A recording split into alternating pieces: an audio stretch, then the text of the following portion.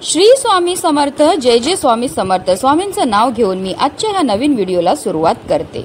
येत्या 6 जुलै म्हणजेच रविवारी आली आहे आषाढी एकादशी।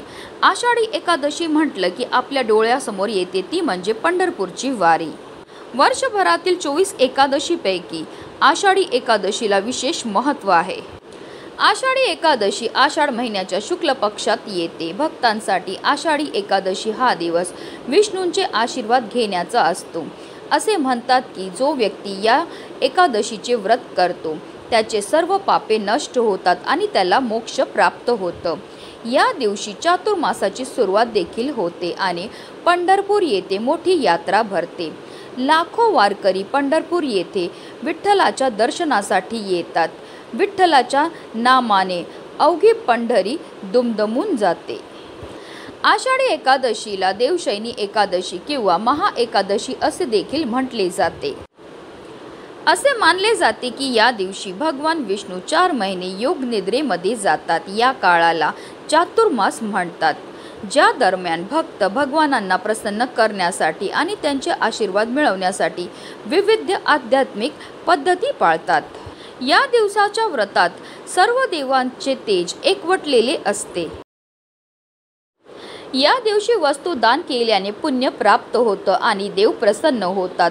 ते तुमचे कर्म शुद्ध करते आणि जीवनातील अडथळे दूर करतात। सात्विक आहार शरीर आणि मन शुद्ध ठेवते।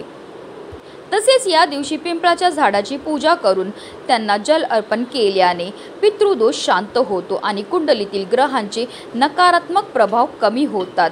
यामुळे जीवनात स्थिरता आणि शांती येते।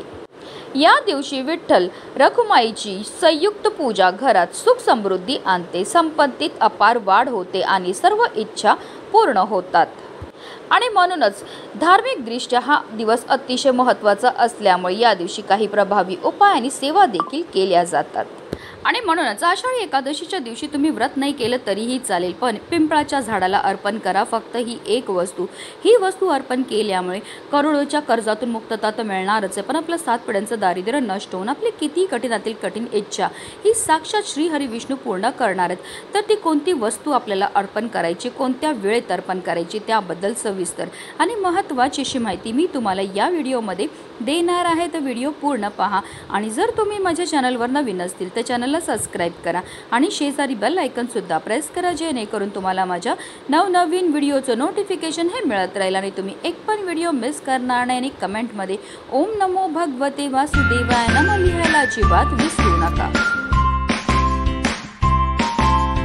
तुम्ही एकादशीचं व्रत करत नसतील तरी सुद्धा तुम्हाला आषाढी एकादशी आणि कार्तिकी एकादशी या 2 एकादशींचं आवर्जून व्रत हे करायचं। या 2 एकादशीचं व्रत केल्यामुळे आपल्याला वर्षभरामध्ये येणाऱ्या 24 एकादशीचं व्रत केल्याचं पुण्य हे प्राप्त होत असतं। आषाढी एकादशीच्या दिवशी आपल्याला सकाळी ब्रह्ममुहूर्तावर उठायचे आणि अंथरुणामध्येच आपल्याला श्री हरी विष्णू आणि माता लक्ष्मीचं स्मरण करायचं आणि दिवसाला सुरुवात ही करायची। त्यानंतर आंघोळीच्या पाण्यामध्ये आपल्याला हळद आणि गंगाजल टाकून स्नान करायचं। जर तुम्हाला शक्य असेल तर आवर्जून या दिवशी तीर्थक्षेत्री जाऊन स्नान करा। स्नान केल्यानंतर आपल्या यथाशक्तीप्रमाणे आपल्याला दान हे करायचे। हे दान केल्यामुळे आपल्या श्री हरी विष्णू आणि माता लक्ष्मीची भरभरून कृपाही होणार आहे। स्नान केल्यानंतर आपल्याला स्वच्छ वस्त्र परिधान करायचे। जर शक्य असेल तर लाल किंवा पिवळ्या रंगाचे वस्त्र परिधान करा। त्यानंतर सर्वप्रथम आपल्याला देवघरामध्ये दिवा हा प्रज्वलित करून घ्यायचा आहे, कारण कोणतीही सेवा किंवा कोणताही उपाय जर आपण अग्नीच्या साक्षीने केला तर त्यामध्ये आपल्याला निश्चित सफलता ही प्राप्त होत असते। त्यानंतर आपल्याला व्रत करायचा संकल्प हा घ्यायचा आहे। आता तुमच्याकडे श्रीहरी विष्णूंची मूर्ती असेल किंवा तुमच्याकडे विठ्ठलाची मूर्ती असेल तर त्यांना तुम्हाला पंचामृताने किंवा जलाभिषेक हा करून घ्यायचा। पुन्हा त्यांना स्वच्छ पुसून त्यांच्या स्थानावर ठेवायचं आहे। त्यांना हळद अर्पण करून घ्यायची आहे। तसेच त्यांना पिवळी फुलं, पिवळी फळं अतिशय प्रिय आहेत ती अर्पण करून घ्यायची आणि त्यांना सर्वात जास्त प्रिय आहे ती म्हणजे तुळस। आता तुळशीची तुम्ही पत्र अर्पण करू शकता किंवा तुळशीचा हार बनवून तो सुद्धा अर्पण करू शकता। जेव्हा आपण तुळशीची पत्र अर्पण करणार तेव्हा आवर्जून आपल्याला आपल्या मनातली इच्छाही बोलायची। असं केल्यामुळे आपल्या सर्व इच्छा पूर्ण होतात। त्यानंतर आपल्याला विष्णू सहस्त्रनामाचा किंवा विठ्ठलाचे अभंग किंवा आरतीही करून घ्यायची। तसेच आषाढी एकादशीच्या व्रत कथेचं पठण किंवा श्रवण सुद्धा करून घ्यायचं। गोडाचा नैवेद्य हा अर्पण करून घ्यायचा। अशा रीतीने आपल्याला पूजा ही करायची आहे। आता हा उपाय आपल्याला कधी करायचा, तर आषाढी एकादशीच्या दिवशी तुम्ही हा उपाय अगदी सकाळपासून संध्याकाळपर्यंत कधीही करू शकतात. फक्त बहार दुपारी तुम्हाला कोणताही उपाय जो आहे तो करायचा नाही आहे. पिंपळ वृक्ष हे श्रीहरी विष्णूंचं संपूर्ण रूप मानलं जातं आणि एकादशी तिथी ही श्रीहरी विष्णूंना समर्पित आहे. आणि पिंपळाच्या पानांमध्ये सर्व देवी देवतांसोबत माता लक्ष्मी निवास करत असते. तसेच पिंपळाच्या वृक्षामध्ये आपल्या पितरांचा आणि शनिदेवांचा सुद्धा निवासस्थान मानलं जातं. म्हणून पिंपळाच्या झाडाची पूजा केल्याने आपल्या जीवनामध्ये असणाऱ्या प्रखरात प्रखर पितृदोष, ग्रहदोष, शत्रुपीडा दूर होऊन आपल्या जीवनामध्ये असणारे जे दारिद्र्य ते सुद्धा दूर होण्यामध्ये मदतही मिळत असते. आता पिंपळ वृक्षाजवळ जाताना आपल्याला एक तांब्याच्या कळशामध्ये शुद्ध पिण्याचं पाणी भरून घ्यायचं. त्या पाण्यामध्ये आपल्याला एक चमचाभर गाईचं कच्चं दूध टाकायचं आहे. त्याचबरोबर जर तुमच्याकडे लाल चंदन असेल तर लाल चंदन टाका किंवा तुम्ही अगदी चिमूटभर कुंकू टाकलं तरीही चालणार आहे. त्याचबरोबर आपल्याला एक शुद्ध गाईच्या तुपाचा दिवासुद्धा तयार करून घेऊन जायचा. त्या दिव्यामध्ये आपल्याला एक लवंग टाकायची आहे. त्याचबरोबर आपल्याला एक पिवळ्या सालीचं केळं जे आहे ते घेऊन जायचं. तर या सर्व वस्तू घेऊन जायचं आपल्या घराजवळ असणाऱ्या पिंपळ वृक्षाजवळ. पिंपळ वृक्षाजवळ गेल्यावर सर्वप्रथम तिथे आपल्याला दिवा हा प्रज्वलित करून घ्यायचा आहे. पण फक्त दिवा डायरेक्ट जमिनीवर ठेवू नका.